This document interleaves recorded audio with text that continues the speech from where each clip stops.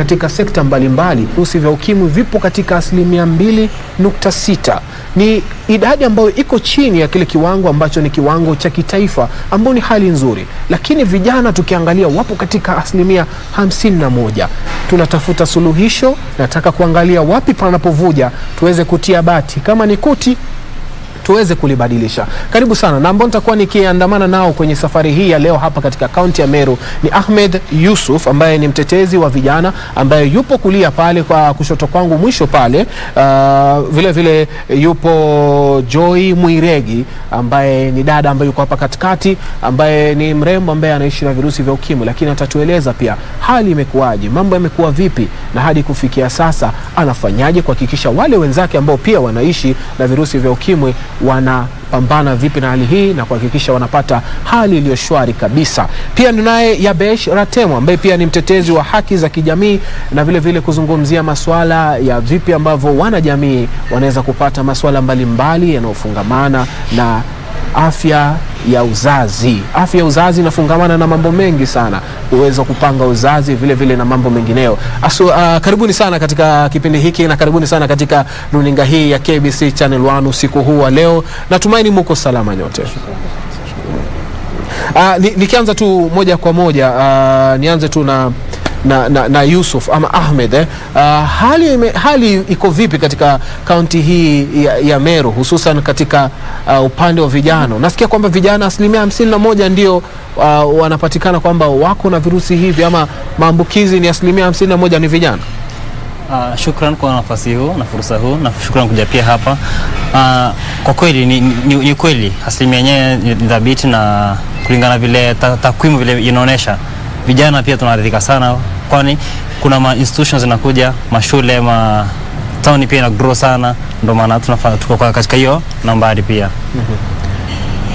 Joy Mwiregi, sijui nawe hisia zako ni vipi kuhusiana na hali hiyo, ukisikia kwamba 51% ya vijana wapo katika takwimu hiyo ya kuongeza hali ya virusi vya ukimwi katika taifa hili la Kenya? Shukran kwa hiyo maelezo. Kuna ikifikia kwa wakati wa tuseme wasichana, kuna hii jango tunafika pesa, tunapitaka pesa, kila mtu anataka pesa, so utafanya juhudi zote zile ndio upate pesa. So utapata wengine wako na wababa, wengine wako na mali. Naona haya ni kwa kudurusu tu. Ratemo Yabesh, nawe sijui unasemaje kuhusiana na hali hiyo na takwimu hizo, naziangaliaje? Ni kidogo ni jambo la kusikitisha sana, kwa sababu tunapoona kwamba maambukizi ya ukimwi yanapoendelea kupanda na wale ambao wanachangia zaidi ni vijana, ni jambo ambalo si la kufurahisha. Manake nchi hii, ukiangalia takwimu za population ya Kenya, wengi ni vijana, na kama wengi ndio wanaingiza katika maambukizi haya, kidogo inatisha. Na basi ndio maana tunaita serikali na mashirika mbalimbali wajiunge pamoja ili tuweze kupambana na hali hii kabla tuweze kuzidi pale ile 51%. Ratemo, tukibaki katika kuiita serikali, tunaona kwamba katika taasisi, katika vyuo vikuu ndio kunaonekana kwamba hali hii ndio imekuwa ikichipuka zaidi, ndio yani shina la tatizo lote hili. Nakubaliana nawe, kwa sababu kidogo unajua watu wengi, vijana wengi mara nyingi hukutana katika vyuo vikuu.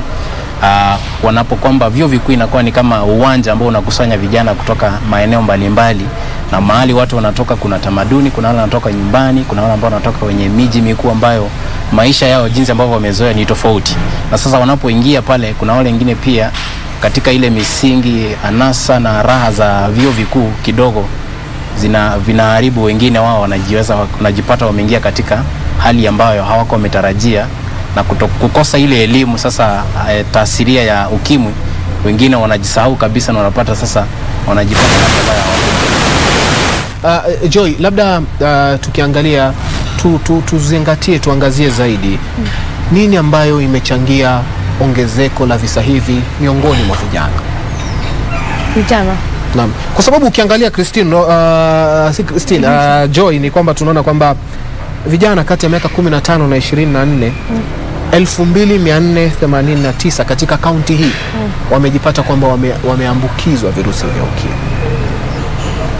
Asante.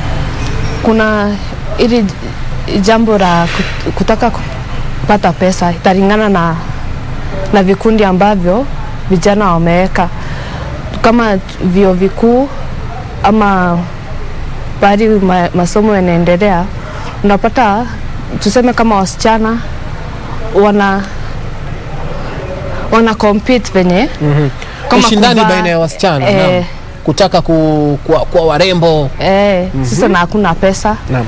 So unapata mtu anaenda kutafuta mtu mwenye ako na pesa ama baba mwenye ako na pesa ndio aweze kuingia kwa hiyo class. So ukiingia ujui mtu hali yake, ujui vitu zake, so unakuta vijana wengi wamezama kwa hapo.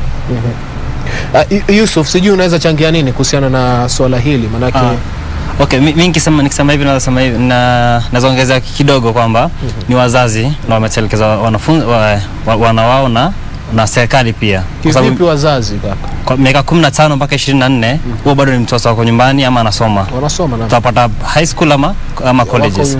So tukiwapata pale chuo kikuu ama primary ama tutotaje secondary, shule ya msingi, ule mtoto mzazi ajua anafanya nini, ile time yako free anafanya nini, weekend anafanya nini, unaona. So aufuatilie mtoto wako akienda pale university, tunasema shafuata ID, ashafika 18, ule mtu mzima anajitegemea. Kama anajitegemea, je, anajua kwamba mbaya na nzuri ni gani?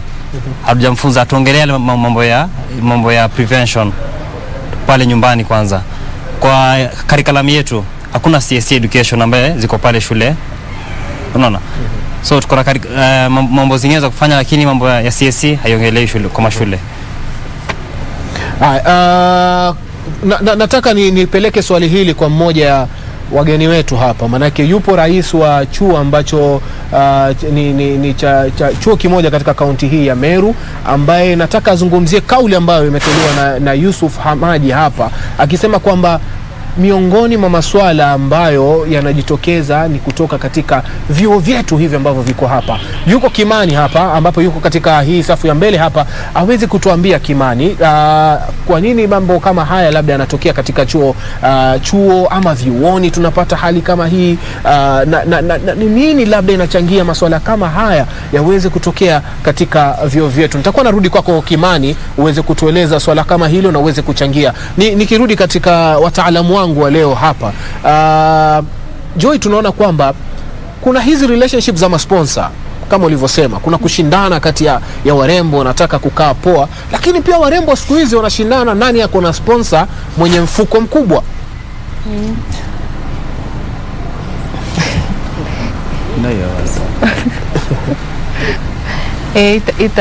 Ita depend na class yenye huko. Juu kuna class unaweza enda ukute shindani na hizo vitu. Na kuna wengine utapata yao wanashindana lakini Yusuf na Ratemo, unaona mnacheka, labda mnataka kuchangia. Okay, kwa tukiangalia kwa zile mitandao ya kijamii, tunaona zile socialite nini. So kila mtu atakuwa kama ule socialite mwenye ako pale. So ule mtu kule kijijini akishaona kwa mitandao kwamba hii ndio design iko, hii ndio mambo yani kama mambo ina trend, unaona, pia anza kuwa wapi kuwa pale. Akisikia kesho watu kuna watu wa Subaru, sio kuna watu wa nini, kuna watu wa Dubai yachi, anaamua pia mimi bora. Si ndio? So wanashindana pale pia kwa mitandao. Naam. Ni Dubai umesema wapi? Siku hizi nasikia wanaenda Dubai, si ndio? Rateo, sijui unasemaje? Sponsor ndio mambo yote, suluhisho la matatizo yote kwa wakina dada wanasema. Ni jambo linaleta furaha kidogo, lakini ni hangaisho sana kwa vijana ambao wako shuleni, manake hao ndio girlfriends wao. Lakini sasa wale ambao ni lecturers wao, wale ambao huko nje wanawaita wa baba, ukiwaangalia tu kwa sura tu, ni pesa yote na kila kitu wamewahangaisha. Lakini sasa tukiangalia katika maadili pia imekuwa changamoto kuu, kwa sababu unapoangalia katika mitandao ya kijamii jinsi ambavyo tunaiongelelea, hatuiongelei kana kwamba ni kitu kibaya, kwamba watu ambao wanaiongea jinsi ambavyo ile sera ambayo tunatoa pale ni kama ni kitu tunaweza sema katika vijana wasema ni trending, kwamba si kitu ya kushtuka sana. Na tumai kwa katika enzi zako mtu angekuona na mama fulani anakaa mzee hivi, wangekushutumu sana. Lakini siku hizi sasa hiyo ndio wanasema ndio form. Msichana kama hujatoka, una watu ambao unaendesha, unaambiwa unatembea kwenda kwa boyfriend wako, ni shida, unaambiwa kuja tukuonyeshe njia. Kuna wasichana wengi hapa, sijui kama wataitetea kauli hiyo ama watasemaje. Nikija kwako Kimani, kuhusiana na swala zima lile ambalo nilikuwa nimeuliza, vyuo vikuu, tumesikia pia kashfa nyingine imeibuliwa hapa na Ratemo kwamba wahadhiri pia wanahusishwa katika kusambaza ama wanahusishwa katika mahusiano na baadhi ya wanafunzi, ambao pia inachangia kuongeza visa hivi. Kwanza kule katika chuo vikuu tunasema comrade is always right. Unapata hii dhana potovu inafanya msichana asikie ako right na ako na haki kukua na mwalimu ili atoshekane ama kue kiwango kimoja anatoshana na msichana mwenzake ambaye ametoka familia inayojiweza.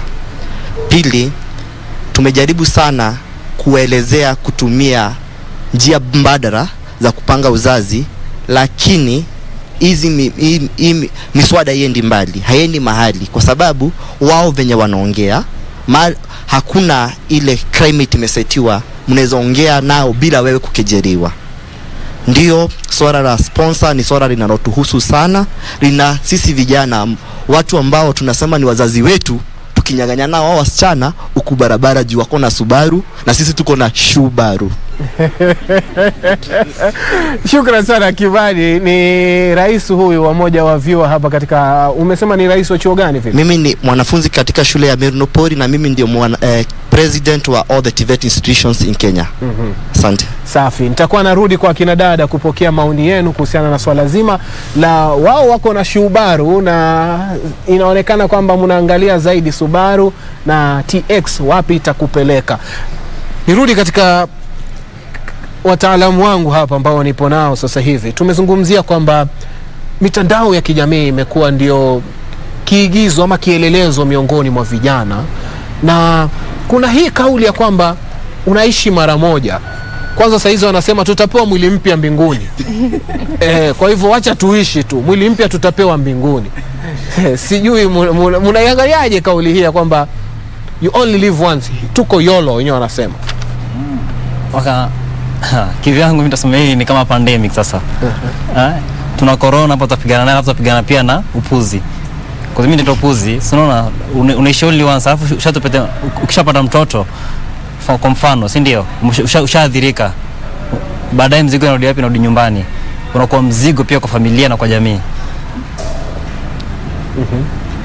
You only live once, Ratemo. Wewe unaionaje kauli? Wewe unajiachilia vipi kwa hiyo kauli ya kwamba you only live once? Naamini ya kwamba tunaishi kila siku, kufa ndiko mtu anakufa mara moja. Lakini nadhani ni shinikizo tu la rika, ile peer pressure, kwamba vijana wamejiingiza mahali. Unaona, tumekuwa tukiambiwa sisi ndio viongozi wa kesho. Kisha vijana juzi wameshtuka wakaanza kusema kwani ni kesho, mkiwapatia pressure mnawaambia enda mkasome, jiekeni pamoja muweze kuwa na heshima, ufanye na nini, wakashtuka akasema hatuna haraka, kwani ni kesho. Lakini ningependa niwaulize labda swali, wazazi wetu wale ambao wametulea wakatufikisha mahali tumefika, wangeishi na hiyo dhana kwamba unaishi tu mara moja, je, tungekuwepo siku ya leo? Tungekuwa katika vyuo vikuu? Tungekuwa hata siku ya leo hapa tunaongea kwa niaba ya vijana wengine? Basi itabidi tuangalie huo mtazamo kidogo, turudi tuangalie yale ambayo tunastahili kuyafanya ili tuweze kuwa vijana ambao ni vielekezo vyema kwa wale wengine hata wanakuja baada ya sisi. Nataka tuende kwako Joy Muiregi, kama msichana ambaye unaishi na virusi vya ukimwi, utupatie tu taswira yako, ama hali imekuwaje? Ulijuaje kwa mara ya kwanza kwamba mimi naishi na virusi vya ukimwi? Kwanza niko na miaka 25 nikikunywa dawa. So nilikuwa class 4 ndio niliweza kuelezwa kama dawa ni za nini. Nilipelekwa hospitali na babangu, akaenda akanionyesha venye kunaenda, obvious ujui hizo protocol venye zinaenda. So akaniambia, aliita daktari na the other watu, akawaambia sasa nataka ade wajue hizi ndawa si za kifua na kunywa. Juu nilikuwa na kifua mbaya, sasa every time nilikuwa nafungana. So nikikunywa dawa, every time nakunywa dawa mimi najua ni ya kifua. Alafu kuna ile time unasikia wengine wako huko wanakohoa nini na wao akunywa hizo ndio unako ukikunywa every day. So every time naona kuna mtu mwingine hapo anakohoa anauliza, unakunywa dawa gani? Unakunywa nikaambiwa hapana. Mtu aendange akiuliza kila mtu unakunywa dawa gani. That time si venye tumeevolve tunajua kila kitu. Sai kuna dawa inaitwa hivi ama hivi. Nikaenda nikapitishwa nikaambiwa hii na hii. Alafu uko na ugonjwa hii na ulipata through mother to child. Obvious hiyo kitu sikuitake. Ndio sikuwa najua what hizo vitu ndio tukua tumefunzwa. Ndio class 6 ndio zilikuwa zinafunzwa HIV and what. So nashangaa hizi HIV ni nini? So mimi nimefurahi naenda shule kusema nakunywa so venye walimu walisikia nikakuja nikaitwa. Nikaambiwa Joy, hebu tuambie kuna kitu tulisikia kwa msichana fulani ukisema uko na virusi. Nikamwambia si eti mimi niko na virusi, mimi nimekuja nimesema nimekunywa kitu HIV, dawa za HIV. Nikaambiwa sawa. Mzazi akaitwa. Unajua sasa sikuwa na ile orange nini najua. Kwenda nikaambiwa mzazi akaitwa. Akaambiwa ambia msichana wako ajua ni nini anasema juu ni kama atumuelewi. Nikaenda nikaambiwa nikaketishwa chini. Nikaanza kuambiwa obvious hiyo kitu stick. So in the meantime venye watoto walitoka wakaenda kuambia wazazi wao, the following day kwa shule hakuna mtoto amekuja. Watu wameenda. Niaje hiyo class si shule yote as in the class. Nini Joy ako na ukimwi. Ukimwi ni nini? So najua hakuna mwenye atataka kusema. Kwani Joy amefanya nini? Tuliambiwa tusikae karibu na yeye. Tuliambiwa tusikunywe kitu na yeye. So kuendelea hapo ndio nikaanza kwenda nikifunzwa shule nayo. Wadi mwenye nilikuwa nao wakaanza at least hata kunionyesha love, lakini kuna wenye wanakutenga ndio wanaogopa. Kama ni pena nakwambia shika hii. Lakini wako na uoga ni kama unapitisha through once. Kutoka hapo ndio kulikuwa na changamoto kwa shule. Juu kunywa dawa yenyewe ujue hata unakuanzia wapi. Then nilikuwa na ile passion ya kwenda boarding school. Singeenda hiyo time. Unaona? Juu sasa ukienda dawa zenyewe wazazi wanauliza utaweza kumanage aje. Then kwa miaka yenyewe nimekaa hapo shule yenyewe ni changamoto. Juu teachers wenyewe wanaanza kusema hatuwezi receive huyu mtoto juu anakunywa dawa za HIV. So unakuta sometimes ilikuwa burden pia mimi naanza kuwa na low esteem. Sometimes kama holidays venye mnenanga kucheza kwa kina aunti zenu hakuna mtu anakutaka. Ukitaka kwenda venye unaambiwa tuende sijui kanisani kuomba unakuta hata kanisa yenyewe iko na gap kwako. Na hivyo ndio maisha imeendelea, but sasa I'm so proud of myself ndio nishatoka kwa hiyo angle. Unakuta na encourage watu wengine wenye wako kwa hiyo situation na wanaanza grow so kuna time nilikuwa nakuta nauliza kwani mimi nilizaliwa nilikuwa aje. Jua usikii around the village venye unasema unasikia kuna watu wengine wako huko. Ni wewe peke yako. So familia yetu ilitengwa kabisa. Shukran sana kwa kueleza kisa hicho. Ametaja kanisa. Sijui unaliangaliaje kanisa. Nikitoka kwako kwa kiduchu tu atueleze pia kama msikiti ama Uislamu pia unafanyaje kuhusiana na visa kama hivi. Umesikia kisa cha Joy. Ni kweli kwamba ule ambao tunasema ni unyanyapaa ama stigmatization iko katika jamii yetu, na kanisa ni miongoni mwa jamii, na wale watu ambao watampata sokoni, wale walimu ambao watakuwa nao shuleni ambao tumeona jinsi ambavyo waliweza kumuonyesha kwamba kidogo kuna uoga fulani, hao tu bado ndio wengi wao ndio watakuwa pale kanisani. Wale watoto wangecheza naye darasani ndio wale bado watakutana nao wapi? Katika kanisa. Lakini kidogo ukiangalia katika kanisa, ninaweza sema kwamba katika imani kwamba kanisa haijajitoa sana katika kufanya shinikizo kubwa kwamba iweze kuhamasisha, ilete movement nyingi, kwamba hiyo awareness kwamba waweze kutoa upendo wa kipekee kama kanisa kwa watu ambao wanaishi na virusi vya ukimwi, familia ambazo zina watu ambao wanaishi na virusi vya ukimwi, kwamba kanisa bado ina nafasi kubwa sana ya kuingia kati ili iweze kuchangia, iweze kuleta ule upendo, kwamba hapo ndio wanastahili kupata nguvu, ile nguvu ya kiimani, kwa sababu sasa tegemeo kuu yale kuwatia kwamba hizi familia wale ambao wanaishi na hivi virusi vya ukimwi, zile wale marafiki wote wakiletwa pamoja katika imani, natumai kwamba kanisa ina nafasi kubwa sana kuchangia katika kuwapatia ile self esteem ambayo amesema iwajenge. Shukran sana. Wanasema ni zinaa wengine kwa sababu na zinaa ni haramu kwa Uislamu kabisa. Leo ukajipata kwa umeadhiriwa, hata na wewe ni Muislamu, hata kuposa yenyewe ni ngumu, ama kuposewa pia inakuwa ngumu. So unatengwa, bado stigmatization iko pale, na mashaka wetu, maustadhi, viongozi wetu pia hawaongelei hili jambo msikitini. Alafu uzuri madrasa Uislamu pia tunapaka madrasa ambaye ni institution kama shule zinakuwa.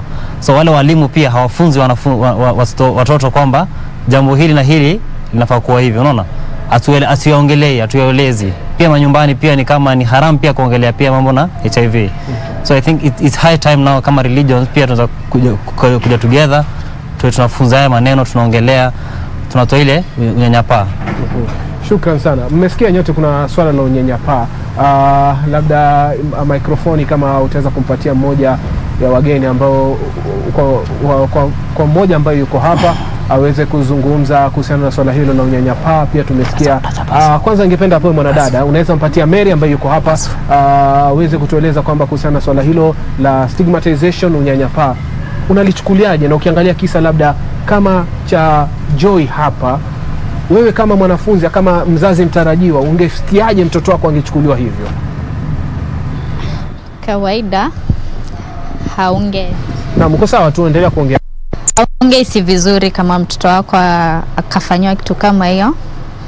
Hata wewe kama mzazi ungekuwa hauna imani ndani yako, ama wamura mtoto wako pia kujihusisha, kujiuliza maswali mingi, huyu mtoto ataendeleaje kama ataendelea kupata stigma from the fellow students? Yani maisha yake itakuwa tu, utakuwa ni kama wafikiria tu maisha huyo mtoto. Naam, shukran sana. Nataka pia nimpatie bwana mmoja hapa uweze kuzungumzia swala lingine hapa kuhusiana na watoto ambao ni watoto kurandaranda mitaani. Pia ni wale ambao wanaathirika, na pia kuna kijana ambaye anajitolea katika kaunti hii ya Meru ili kuweza kuwaangalia watoto hawa na kuhakikisha kwamba hata wale ambao wameathirika wako na virusi vya ukimwi wanaweza kupata dawa zao za kila siku. Huyu hapa Rasta ambaye anaweza kutusaidia, anaweza kutufahamisha yeye ni nani na shirika lake ni gani? Namras. Okay, asante sana. Kwa majina naitwa Edwin. Mimi ni mfadhili hapa Meru County. Tunasaidiana na vijana wenzangu hapa kule kuangalia watu wa na the streets families in general. Walianza programs back 2017 inaitwa from the streets. So as na rafiki yangu wenye talents tukafikiria tunaweza saidia hao watoto Atlanta. But thank you for talking stigma in society. Hao watoto wako streets na anybody yako streets si kupenda kwake. Ni our brothers, our sisters, our sons, our daughters. But the society may reject ika na stigma that these people don't belong to us. Pale kwa streets kuna wamama na watoto wako positive. Na when I look at the future, one of the inspirations forming a CBO ya kudeal na the issue, it's because like 4 years ago we had like 21 of them were positive. Tunashirikiana na hospitali ya Meru General Hospital. So unapata hao watoto as wana grow bila hope, wakiwa hopeless, ndio watakuwa careless huku kwa streets, ndio watapatana na my daughter, watapatana na mama yangu, sister yangu, wakimuiba, wamrape. So utapata bado hizo virusi zinaendelea kuingia kwa community. Shukrani sana Edwin kwa taswira fupi tu kuhusiana na kile anachofanya. Huzuni kubwa kwamba wako randaranda takriban 21 unapata wako na virusi vya ukimwi. Kuna tu kauli nusu tu kidogo kwa kuaga. Wito wenu ni gani? Ningependa kwa wito wangu wa mwisho ningependa kusema kwa sababu janga hili linaonekana moja kubwa sana ni jana, ningependa kuhamasisha vijana popote walipo kwanza wawajibike. Wale waliko kwenye vyuo vikuu mahali popote walipo wawajibike na kutokeza part of this program hadi mwisho. Naam, Joy, kama nataka kuambia wananchi kwamba kuna suppression. Na ukifikisha suppression unaweza pata mtoto mwenye ana virusi. Kwanza kama mimi niko naye mwenye ana, kuna kitu sikutaja nikisema naye. So alafu unaweza pata hata mtu na ukuwa nayo na usiambukize huyo mtu. Shukran sana. Ahmed. Shukran. Yangu ni kwa vijana tuwajibike, to stand, na kuna mtu mwingine atakuja kusaidia. Ndio mwenyewe ujisaidie na ujihusishe pia kwa masuala ya jamii. Shukran sana. Sina la ziada kutoka kaunti mbele katika orodha ya kaunti hapa nchini Kenya, ikiwa ni kaunti ya Kama nilivyokuambia, kibaridi kikali kiko hapa, lakini kama ulivyosikia mazungumzo mapevu ambayo yameshiba, kwa sababu vijana ambao mawazo yao wameyapanua na wanataka kuisaidia jamii hii, wakiangazia kwamba 51% ya vijana ambao wameambukizwa ni athari kubwa kwa kizazi kijacho, na katika pia tukiangalia Kenya ijayo, kwa sababu hichi ni kizazi tutakuwa tupoteza ikiwa hatutaweka mikakati, hatutaweza kushirikiana na hatutakubali kwamba lazima tupigane na unyanyapaa. Mimi ni Suleiman Yeri nikiwa hapa katika kaunti ya Meru, na washukuru sana wote wapiga picha ambao nimeshirikiana nao, vile vile mwelekezi ndugu yangu Mogo wa Kariuki. Nirudi kwako studioni na kutakia usiku mwema.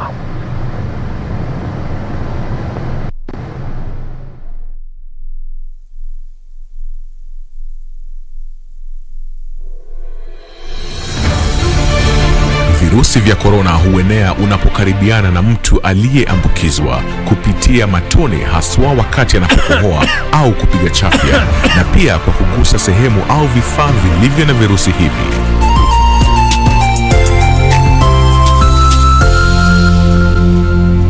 Jitenge kisha piga nambari 719 ili upate usaidizi. Mtu yeyote anaishi na maradhi sugu kama vile virusi vya HIV, kifua kikuu, saratani na mengineo anashauriwa kutumia dawa zake jinsi alivyoshauriwa na daktari bila kukosa. Komesha korona. Ujumbe huu umeletwa kwako na serikali ya Kenya.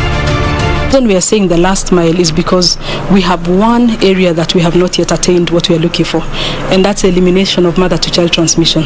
In their countries that have eliminated mothers passing on HIV to their children, in Kenya we haven't. That is actually the foundation or the bedrock of the First Lady's initiative, and so the First Lady cannot do it alone. Ministry of Health cannot do it alone, and so what we are doing as NAC is working with the counties so that we can all, so that if a mother before she even gets pregnant, can she know her status? Because if you know your status, that's the first way of making sure that you prevent passing on the virus to the children. Malaria ni ugonjwa hatari sana unaoua watu wengi hapa Kenya. Japo kuko na corona, hatari ya malaria bado iko. Mtoto huyu alikuwa na joto jingi, kutetemeka, kuumwa na viungo na uchovu. Alikimbizwa hospitali ya umma ambako sheria za COVID-19 huzingatiwa na ni salama kwa shughuli ya upimaji. Vipimo vilionyesha kuwa ana malaria, na papo hapo daktari akampa dawa za malaria na kumshauri azimalize, na ili kujikinga wawe wakilala ndani ya neti iliyotibiwa. Malaria husambazwa na mbu. Walio hatarini ni watoto wa chini ya miaka 5 na akina mama wajawazito. Kupimwa na kutibiwa ni bure katika hospitali zote za umma. Usisahau adui malaria. Zero malaria huanza na mimi. Chukua jukumu leo. Komesha malaria. Ujumbe huu umeletwa kwenu na Wizara ya Afya. Kuna vitu zingine sio bazu true, kama kuchokoza dem sio bazu true, kuwadhulumu kuwapiga sio bazu true, sio poa ni hatia na kukosa utu. Tushikane watu wote tuwe bazu true, kuwalinda wanawake tuwe bazu true, wanaume form moja ni bazu true. It's not a boys' club if you aren't all winning. Be better and demand the same of those around you. Kuwa Bazutru. Stop gender-based violence.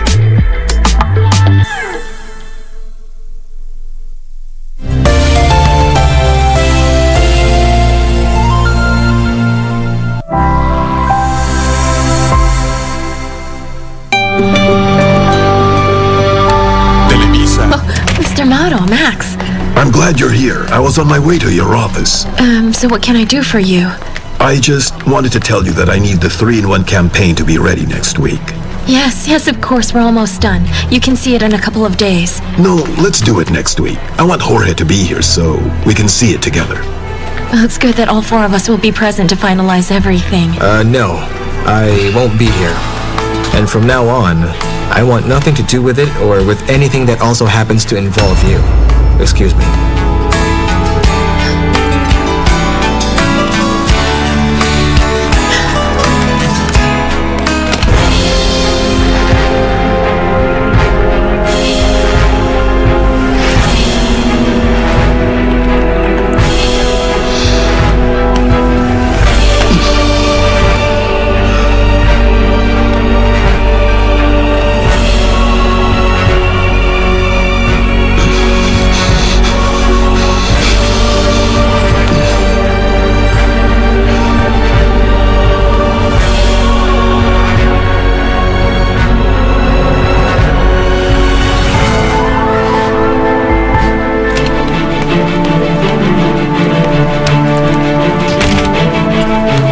So you want nothing to do with me, Max?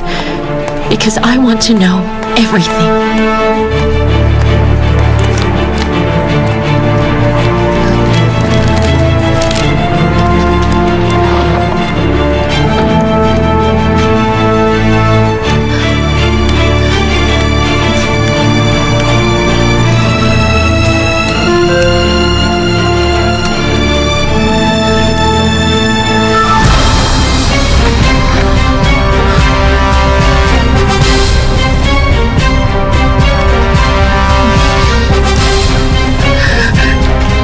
These are the photos he took of Lucretia. I finally have the evidence I need to prove to Mr. Mauro that his dear wife not only knew about the existence of my mother, but that she also murdered her.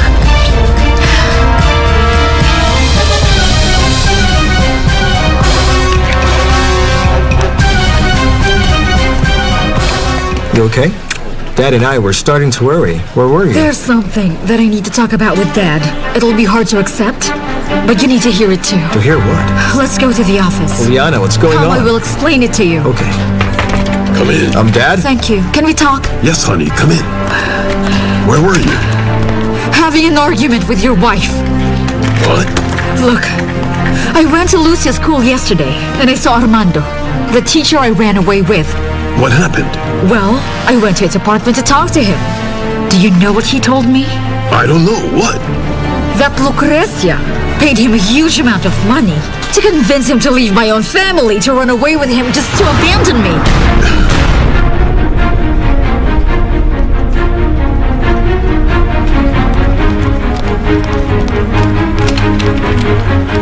Madam Amaya? What are you doing here? I was just looking for my husband, but I guess he's not here yet. Yes, I'm afraid he left. Would you like me to give him a message? No, you don't have to. In fact, don't tell him that I was looking for him. It's not important. Madam, excuse me. Is that the envelope for my boss? What do you mean? That envelope that you're holding. Oh, yes, how silly. I saw it on your desk. So I just took it to give it to Cesar because I thought that he was here. But, don't worry, I'll give it to him later, okay? The thing is, if you don't mind, I'd rather do it myself. If my boss finds out that you took it because I wasn't at my desk, I'll be in big trouble. Of course. So if you don't mind, just allow me to give him the envelope personally. Yeah, sure, here you go.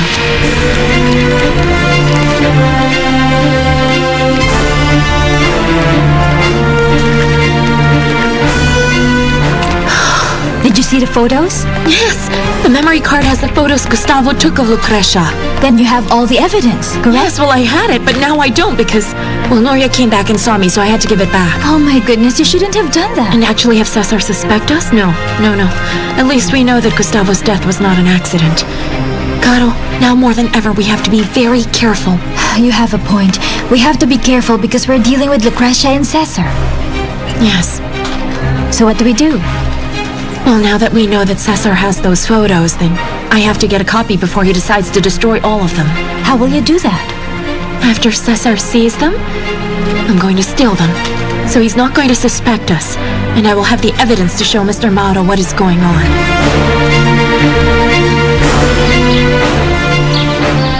I assume you already changed our phone number. Yes, I have. Is it private? Because I don't want just anyone calling us here in the farm. Yes, madam. Not unless I've authorized. It's a private number. Look. And did you cut off the extension in the other room, where my husband is? Yes, madam. I did everything else that you asked. I just need you to sign this job order, and I'll be done here. Right. Oh, here. Great. Thanks. All right, I'm done here. Thanks a lot. Goodbye. I already have the chair that you asked for. Leave it there. I'll give it to him myself. All right. And it seems like he's better. What's going to happen when he's fully recovered? Well, that's my problem, not yours. And I forbid you from talking to him. And don't you dare tell him anything about Mariana or the wedding. And why can't I tell him about that? Because I said so. And if you don't like it, you can leave my farm right now. Understand? You have a point. Once Cesar is confident that he already has the photos, he won't be worrying about them. I think you're right. Oh, but Cesar can be very paranoid sometimes. So much so that he even arranged for the photos to be delivered to his own office. I agree with you. And if it turns out that the person who brought the envelope here knew what was inside, then he works with Cesar. Or is he just a messenger? And what if that man who brought the memory card was also the one who murdered Gustavo? Now that you say that, it's possible. Because it's the only way that he could have gotten the camera's memory card. So that guy and the one who murdered Gustavo could be the same person. Amaya, we really need to get to the bottom of this. Gustavo risked himself to help us, and we need to honor his memory. Am I not being clear with you? Yes, I got it. Excuse me. Why did you say he's your husband? Because soon he will be. And now you also don't want him to call anybody? Yes, exactly. And why did you ask Tadeo to bring you a wheelchair? I thought Candelaria already said that Ivan can start walking with crutches or with a cane. Yes, but I'm taking him to the city tomorrow to have his checkup, so it's a lot easier. Isn't that what you wanted? And how many days will you be gone? I don't know, but if somebody shows up looking for Ivan, because obviously they won't reach him through the phone now, tell him that he didn't come back from his honeymoon, like he said he would. So I had to let him go. Just say he was fired. In that case, seeing the doctor is just an excuse to get him out of here. Not because you want to help him. You can say both.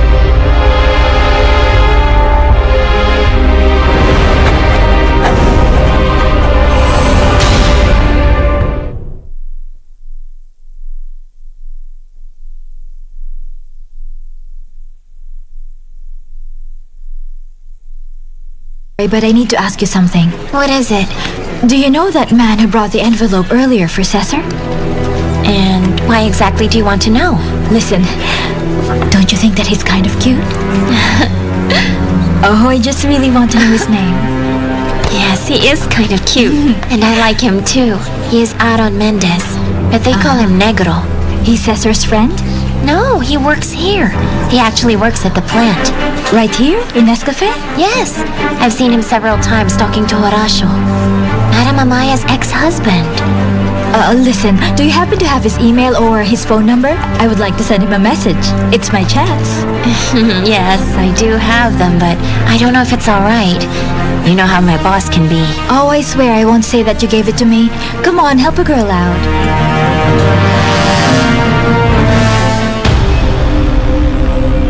You haven't slept with me when you were still here. I wanted to have you before someone did, but he got you first. You decided to sleep with him, and now you're already expecting Ivan's child. You really shouldn't have escaped, Mariana. So what do you say? Does everyone agree to file a lawsuit against Ulises Arteaga so that all of you can receive your severance pay after many years of working for El Deseo? Oh, Father, I think it's better if you just stay like this. Because our boss Ulysses has money and honestly, we'd all get in bigger trouble if we sue him. That's precisely why you need to file a lawsuit. So he can't harm you anymore, and you'll get paid the money that he owes you. You know what, Father? I agree with you. Although I was already given a job at El Paraíso, Ulises just fired us without giving us our money. I think that Father Hipólito and Sonia have a good point. Yes. Everyone, we should all sue Mr. Arteaga. Yes, we all worked hard for him and served him for many years. It was Don Ignacio, may God bless that man's soul, who hired all of us. So it's not fair to fire us just like that. I agree with you about the lawsuit. But, well, we will do that if you help and give us a hand. Yes. Well, of course I'm going to help all of you and give you a hand. Let's have a meeting to discuss the lawsuit against Ulises so we can file it as soon as possible. So come on. Come on, everyone. let's go, Father. Come on, guys. Come on, let's go. Hey, miss! Excuse me. Is your name Miss Flavia? Yes, that's me. Someone gave this to you. Who gave you this flower? Well, your boyfriend. It's my boyfriend? And who's this boyfriend? Well, the guy who gave the flower for you. And where is this guy? Furious. With my mother? With your mom, with myself, with Armando. Well, I know that you're angry at my mother and Armando. He's a creep, but mad at yourself? Well, of course, Max. I didn't realize he was a liar. I thought that he loved me, and I allowed him to keep me away from you all of those times. Liana, back then you were 18 years old. So well, what? There's a difference. You made those decisions as an 18-year-old girl, and now you're seeing it as an adult, as the mature woman that you are now, but you shouldn't judge the choices that you made when you were a teenager. Look, we all made mistakes. You did too. It's okay. Everybody falls in love with someone who in the end turns out to be trash. Believe me, I know how it feels. It's just very painful to realize that he never loved me. And I gave everything to him, Max. I can go and pick up Valeria from school and take her to her game. But I'm going to need you to pick her up after practice and spend the night at your place. What do you think of me? That I'll be your servant, your assistant, your messenger? That you can't just tell me what to do with my time all because you're sitting at that desk? No way. No, it's nothing like that. Listen, Horacio, for me, I would drop everything than be away from my daughter for a minute. But I don't want her to live with the Montesinos. Seriously? I really thought that after your infamous accident in Chiapas, that you'd change a little. Well, I guess not. And you think Valeria is a burden to you. Valeria is never ever going to be a burden to me. Cesar doesn't want her in the house. So if you don't want your own boss to order you, then you should pick up Valeria and let her stay at your house from now on. Do you understand? Welcome to the club. With Amaya, it's the same thing. I loved her, I gave her the best of me, but none of that mattered to her. If it's any consolation, they made both of us look dumb. Thank you. It helps. Cheer up. But you know, the only thing I don't understand is why my mother would do that to you. Me neither. The only thing I wanted is for her to love me because my mother had passed away. And I never did anything wrong to her. I just wanted to know that she loved me.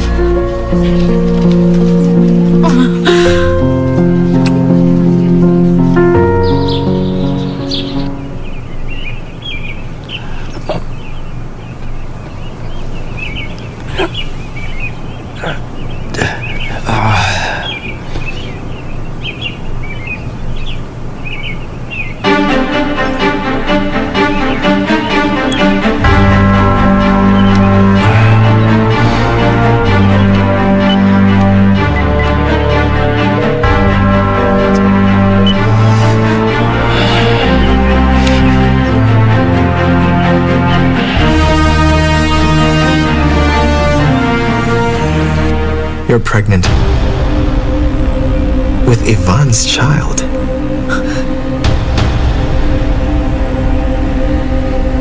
Why are you here?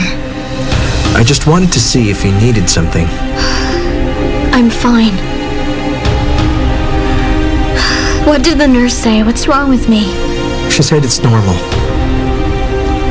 And this kind of thing happens when you try to slash your veins.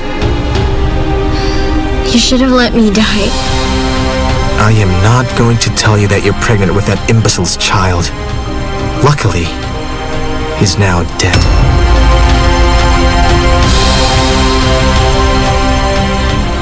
Lucretia! Lucretia! Oh, darling. I was just giving instructions in the kitchen about lunch. I didn't know you were coming home. I will never share a table with you again. What? We're through. And this marriage is over.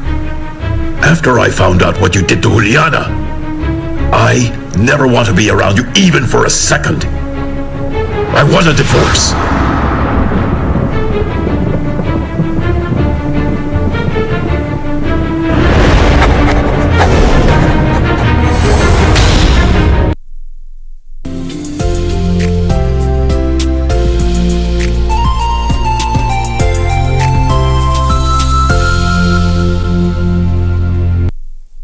Kuna vitu zingine sio bazu true, kama kuchokoza dem sio bazu true, kuwadhulumu kuwapiga sio bazu true, sio poa ni hatia na kukosa utu. Tushikane watu wote tuwe bazu true, kuwalinda wanawake tuwe bazu true, wanaume form moja ni bazu true.